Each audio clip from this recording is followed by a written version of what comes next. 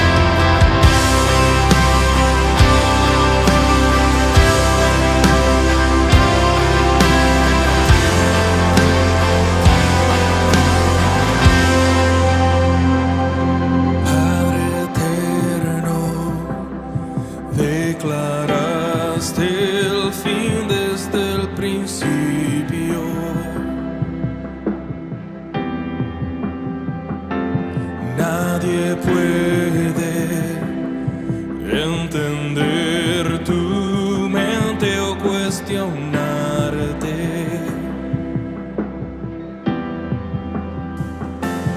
Tu justicia, ¿quién podrá alcanzar? Inmutable es tu santidad, mas tu gracia, sublime gracia, me alcanzó.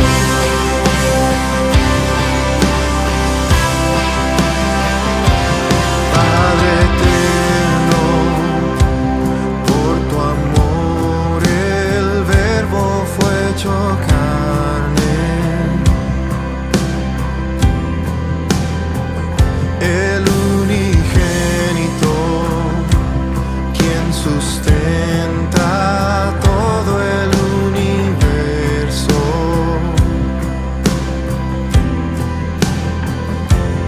En la cruz clavó mi transgresión, con su rectitud él me vistió, y ante el trono intercede mi Salvador.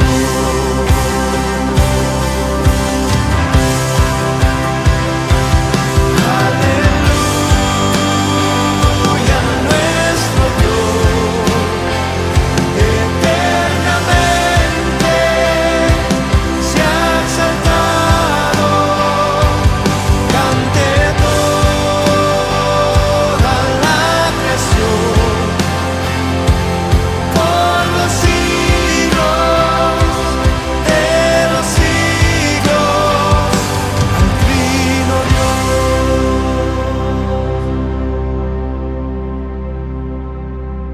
Padre eterno, tu espíritu me ha restaurado.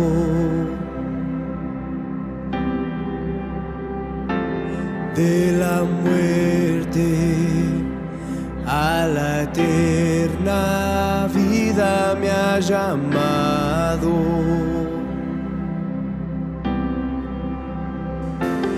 Como un sello de mi salvación, permanece el fiel consolador. Me recuerda tus promesas, me recuerda tus promesas y tu perdón.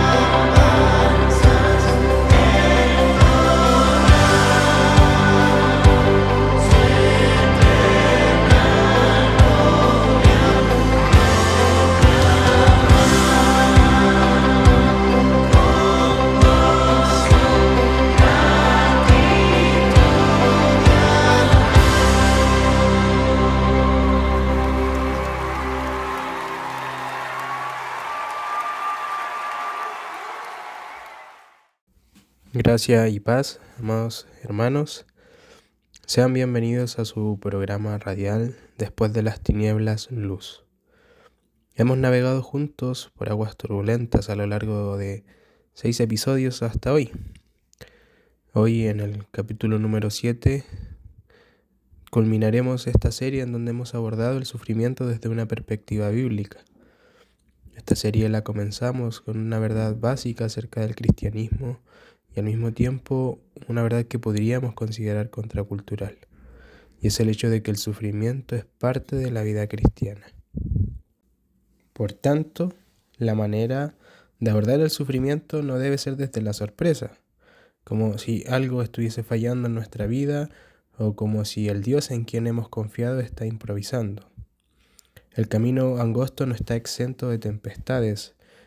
Tal como lo vimos en el principio, la fe genuina no flota en un mar de calma, sino que es forjada entre los relámpagos y el oleaje. Posteriormente descubrimos que podemos estar con Jesús y al mismo tiempo atravesar una tormenta.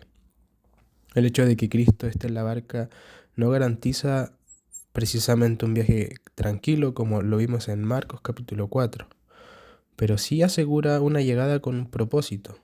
Jesús no evitó la tormenta, sino que Él entró en ella con sus discípulos.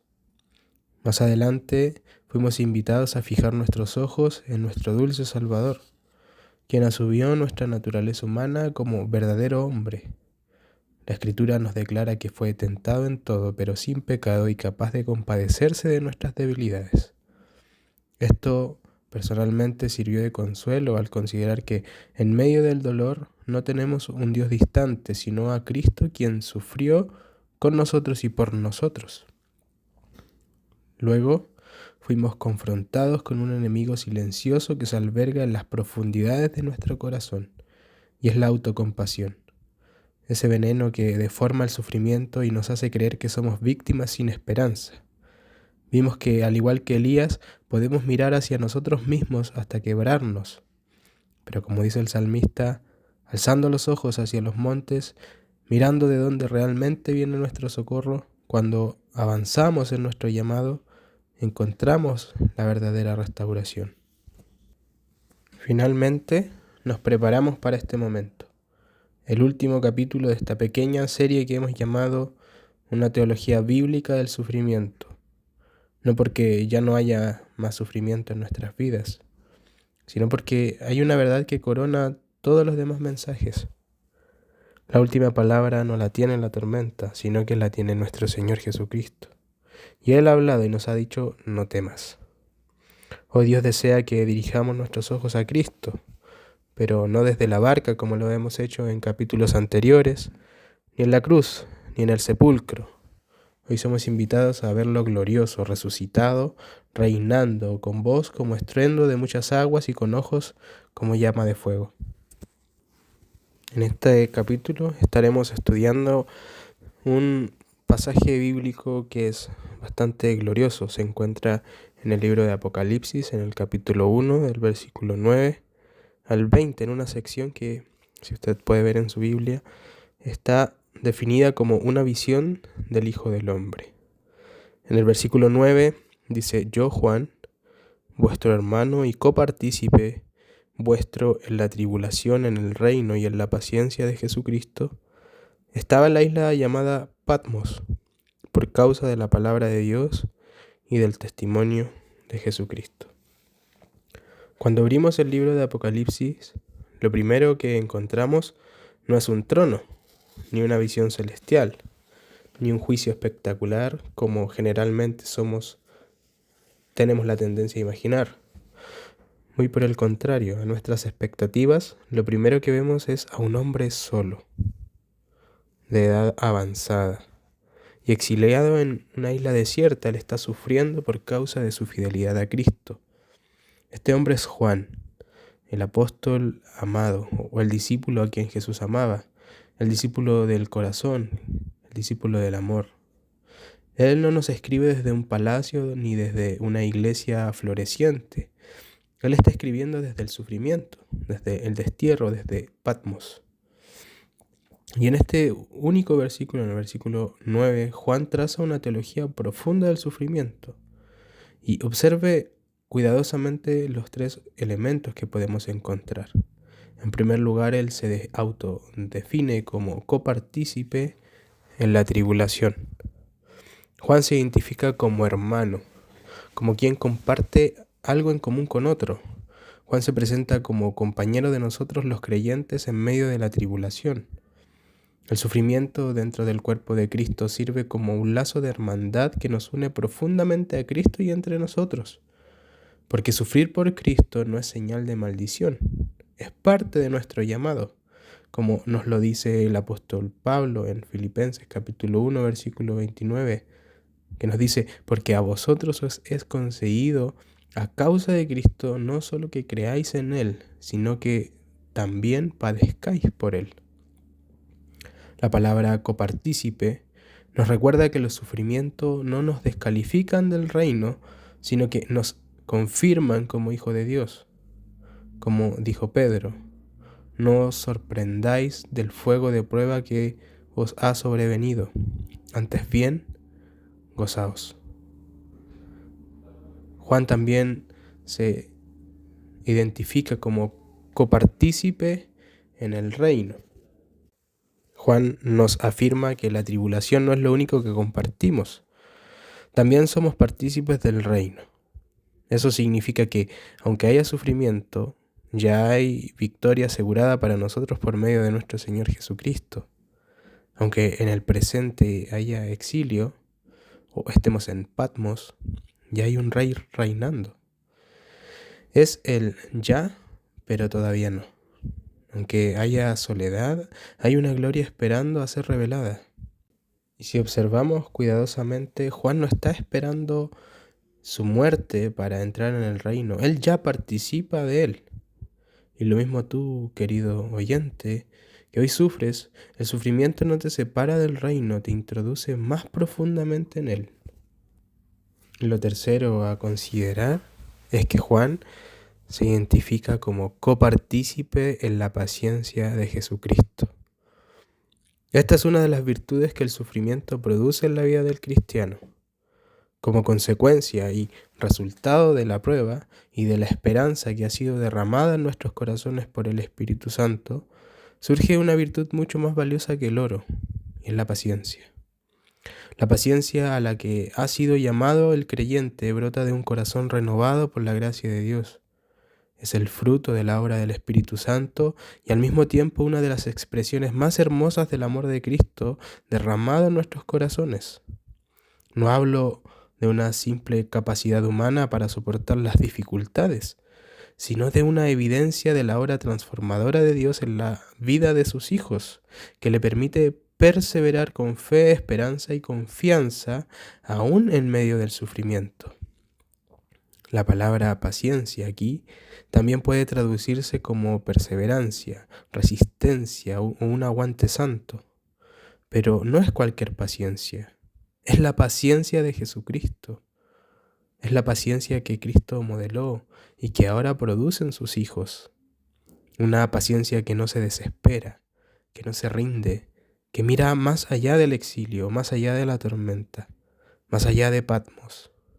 Juan nos recuerda algo que hemos venido repitiendo en esta serie. La presencia del sufrimiento no es evidencia de ausencia de Dios, es todo lo contrario. A veces es precisamente allí donde Cristo se revela con mayor claridad. Juan está desterrado en la isla de Patmos, sí. Él está lejos de los suyos también.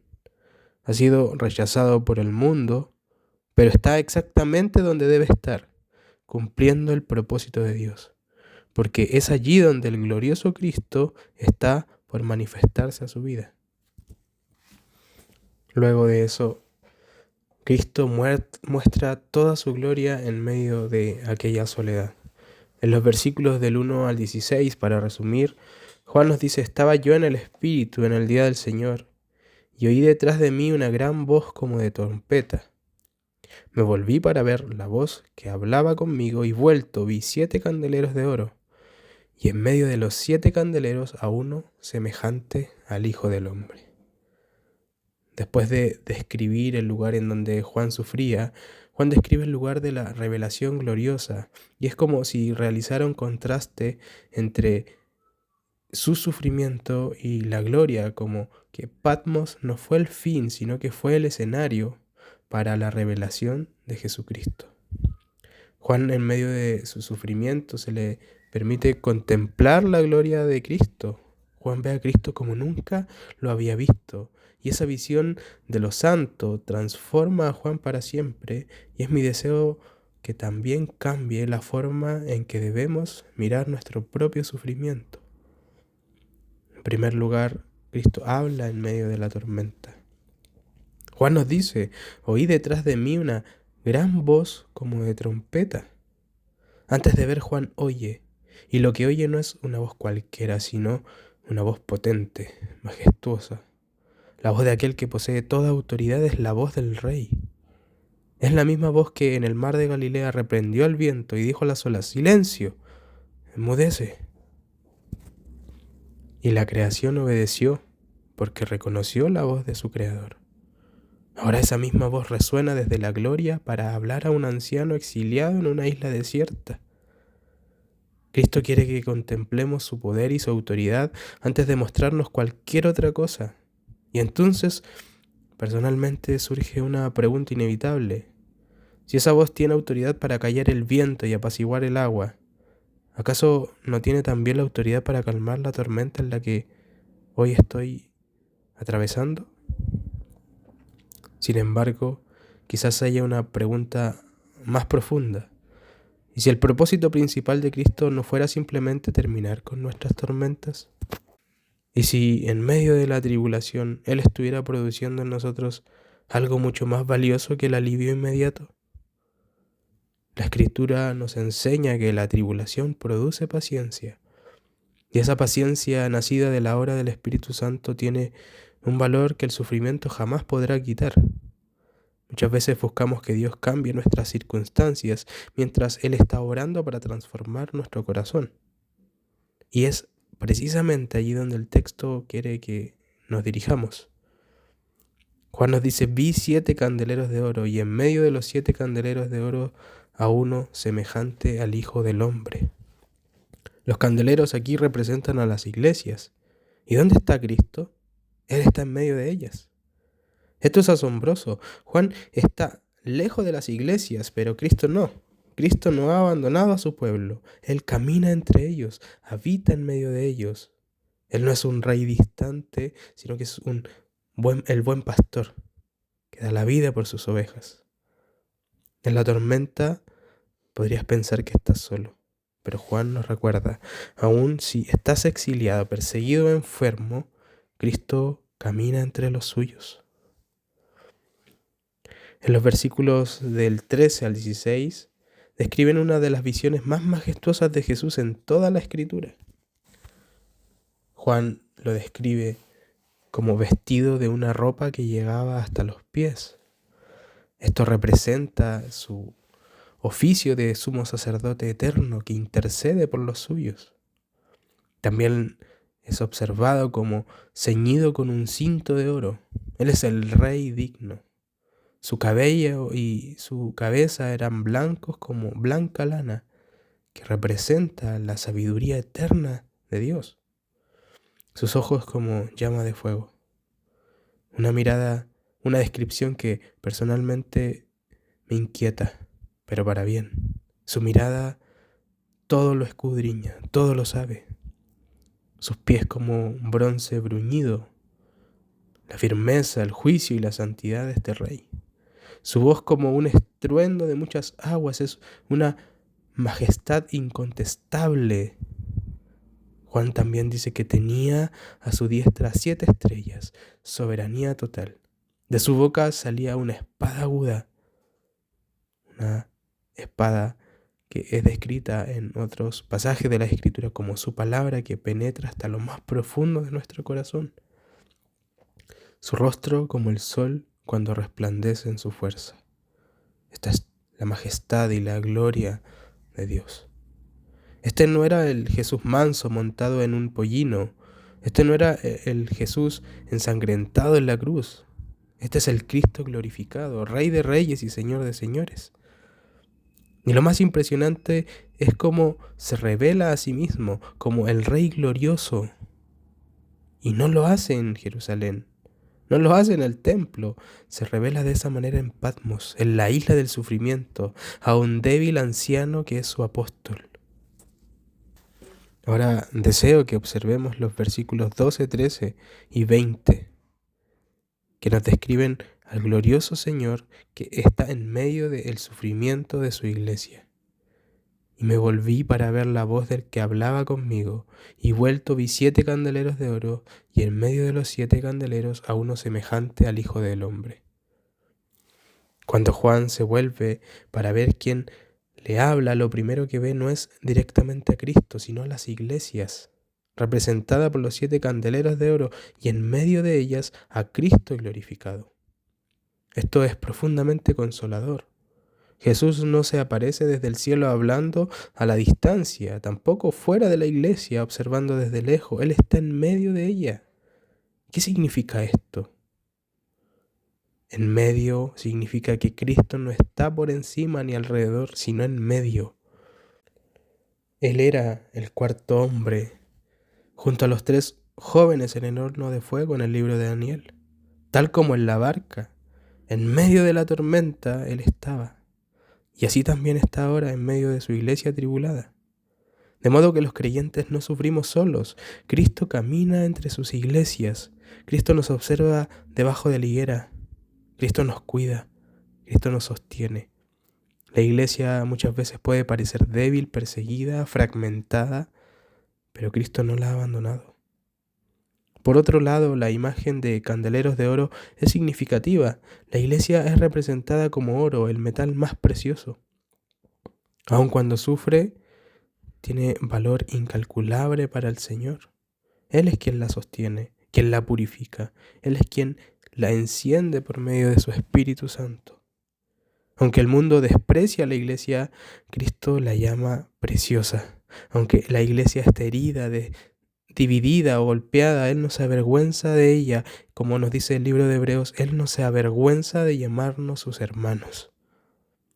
Juan también nos dice que vio a uno semejante al Hijo del Hombre. Este es el título que Jesús más usó para sí mismo, el Hijo del Hombre. Un título que, por cierto, cumple con profecías del Antiguo Testamento.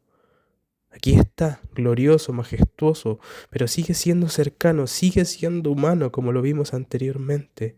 Sigue entendiendo el dolor humano y está entre nosotros. No hay distancia, no hay indiferencia, no hay olvido. Y permíteme decirte una cosa. ¿Dónde está Cristo cuando su iglesia sufre? No está cruzado de brazos en el cielo. Él está caminando entre nosotros. Está hablando a su pueblo, está consolando a sus santos, está fortaleciendo a sus pastores, animando a sus siervos, levantando a sus hijos. Cuando la iglesia sufre, el Cristo glorificado está más cerca que nunca. Patmos, por tanto, no es señal de abandono, sino el escenario donde Cristo se revela con más poder a su apóstol. Para concluir, quisiera hacerlo con algo que se encuentra entre el versículo 17 y el 18. Cuando le vi, caí como muerto a sus pies. Y él puso su diestra sobre mí, diciéndome, no temas.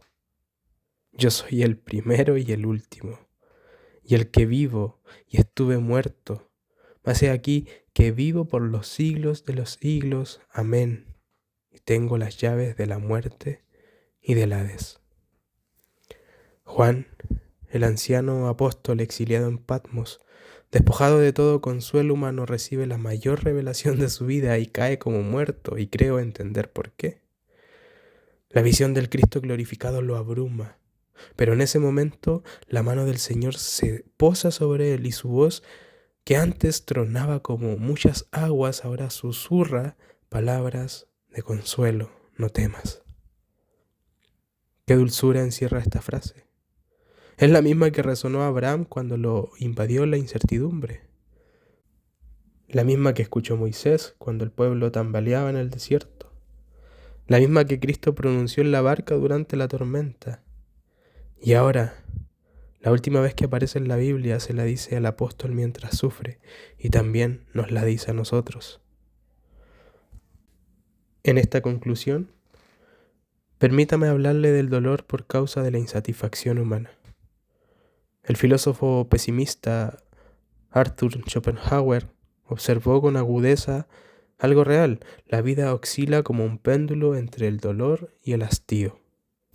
Decía que el hombre está condenado a sufrir porque siempre desea más. Cuando no tiene, sufre por anhelar. Cuando obtiene, sufre por aburrimiento o vacío. Y concluía: la vida es esencialmente insatisfacción. Y tenía razón en el diagnóstico, pero fracasó en la solución. La saciedad del alma adolorida e insatisfecha está en el santo evangelio de Jesucristo, porque el evangelio no niega el dolor, pero introduce una persona que satisface profundamente las necesidades del pobre alma humana, a Cristo, aquel que no solamente alivia el sufrimiento, sino que le da un sentido al mismo. San Agustín expresó esta realidad en una de mis frases favoritas: nos hiciste, Señor, para ti, y nuestro corazón está inquieto hasta que descanse en ti.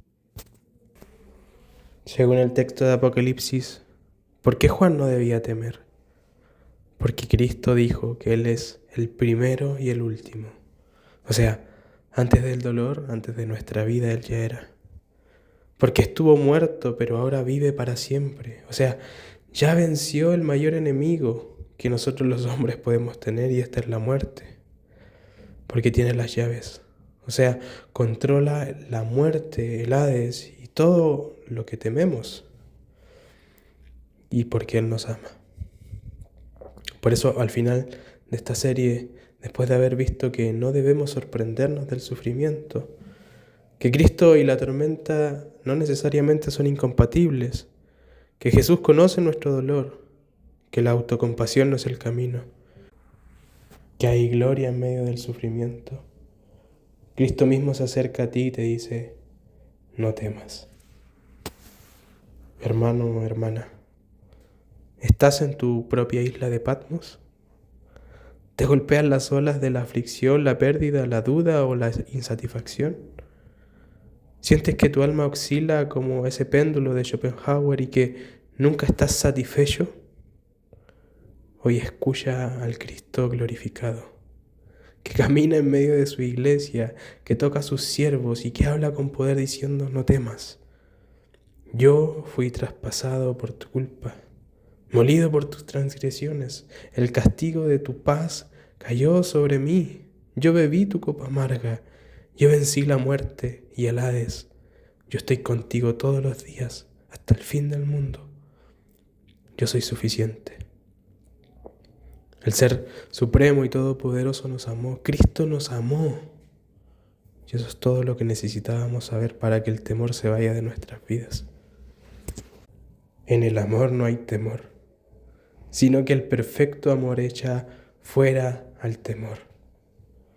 Que este último capítulo no sea el cierre de una serie, sino el inicio de una nueva forma de que afrontemos el sufrimiento, de mirar las tormentas, de caminar en este mundo de insatisfacciones con los ojos puestos en aquel que nos dice: no temas. Soli Deo Gloria, al Dios eterno e inmortal, lento para la ira y grande en misericordia, sea la honra, el honor y la gloria por los siglos de los siglos. Señor, te damos las gracias por esta serie en donde nos has enseñado a abordar el sufrimiento desde una perspectiva bíblica. ¿Qué es lo que tú esperas de nosotros? Y creo que sinceramente nos has bendecido con este espacio para compartir tu palabra. Deseo de todo corazón que quien haya escuchado esto, tu palabra de vida y vida en abundancia para la gloria de tu nombre. Ayúdanos y enséñanos a confiar, ayúdanos a descansar en ese amor, ayúdanos a contemplar tu gloria, a mirar tu majestad y tu santidad, a mirar nuestra eterna necesidad de ti y al mismo tiempo ser consolados y confortados de que nos amaste aún siendo pecadores y moriste por nosotros, y que ese amor complete nuestro corazón y nos sintamos felices satisfechos y gozosos por lo que tú has hecho por nosotros. Te damos la gloria, la honra y la alabanza por los siglos de los siglos. Amén.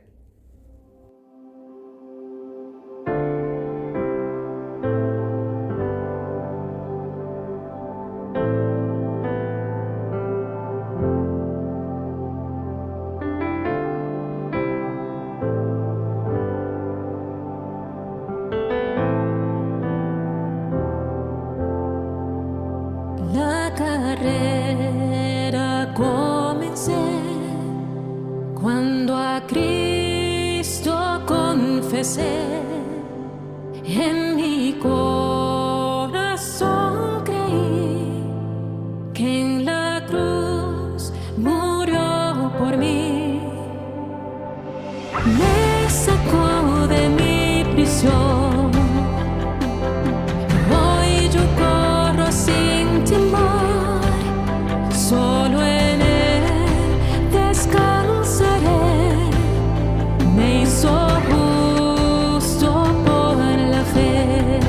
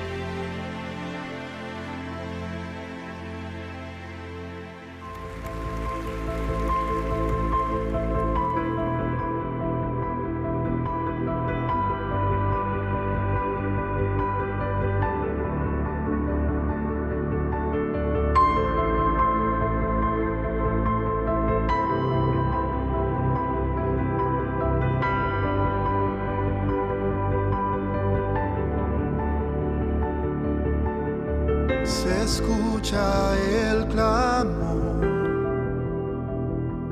La creación espera su liberación. El día glorioso en que el Señor quitará el pecado y la aflicción, completa redención. Traerá a aquellos que en la cruz compró pleno gozo y perfección por su gloria y esplendor. Cristo volverá, todo ojo le verá.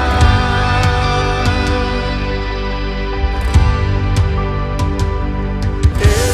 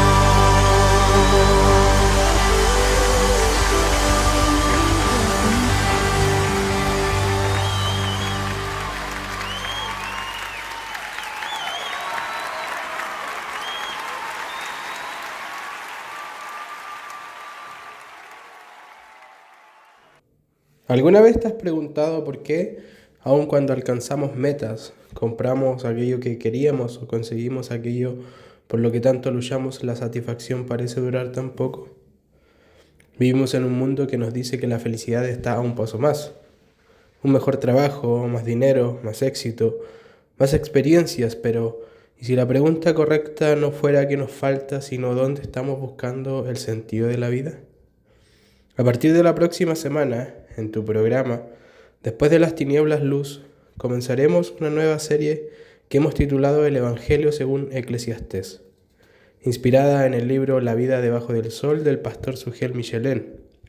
Juntos recorreremos uno de los libros más profundos y honestos de la Escritura, un libro que nos evade aquellas preguntas difíciles sobre el dolor, la injusticia, el trabajo, el paso del tiempo, la muerte o el verdadero propósito de nuestra existencia.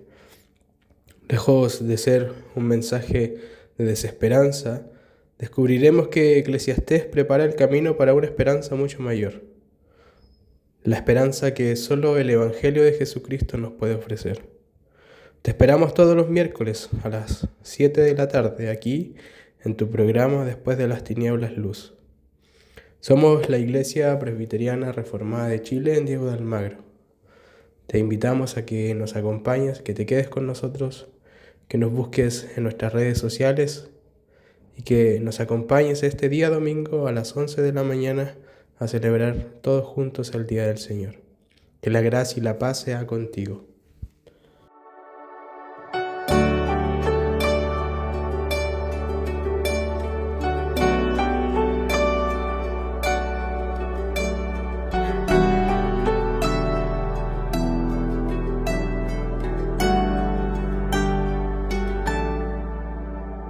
Bendice a Jehová, alma mía,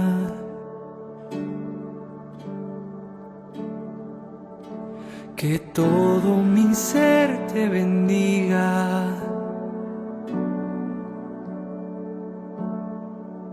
Él es quien perdona tus iniquidades. Él es quien rescata del hoyo tu vida. Bendice a Jehová, alma mía.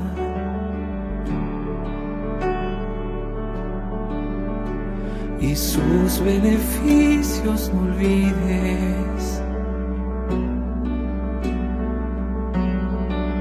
El que te corona con sus favores. Él es quien sacia de bien tu boca. Misericordioso y clemente, lento para la ira y grande misericordia. Es Jehová, no contenderá para siempre, ni por siempre guarda su ira. Su bondad sobre mí ha derramado. Bendice, alma mía, al Señor.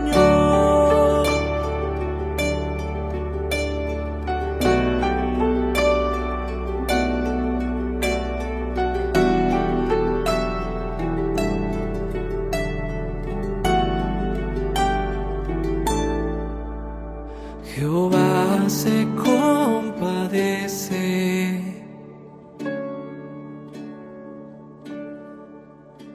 como un padre ama a sus hijos, porque Él conoce nuestra condición. En Jesús mostró su gracia y redención. Misericordioso y clemente, lento para la ira y grande misericordia. Es que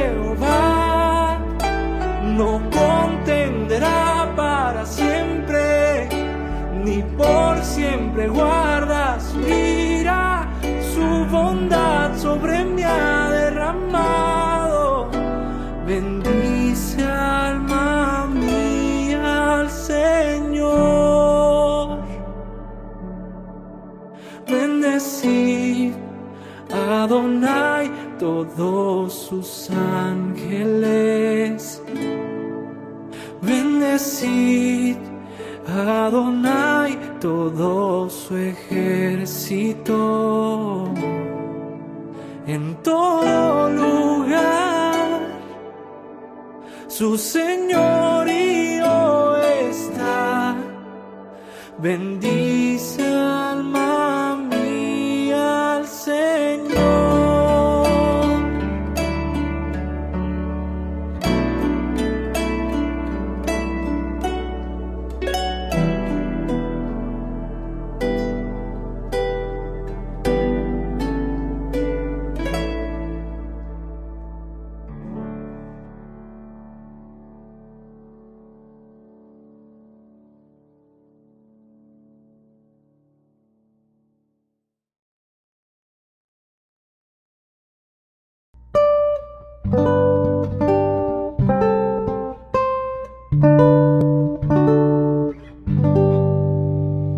La Iglesia Presbiteriana Reformada de Chile, en Diego de Almagro, ha presentado su programa radial Después de las Tinieblas, Luz, todos los miércoles a las 19 horas. Un espacio dedicado a proclamar fielmente el Evangelio de Jesucristo y la luz de su palabra en medio de las tinieblas de este mundo. Encuéntranos en Instagram como Iglesia Presbiteriana Reformada de Chile, Diego de Almagro.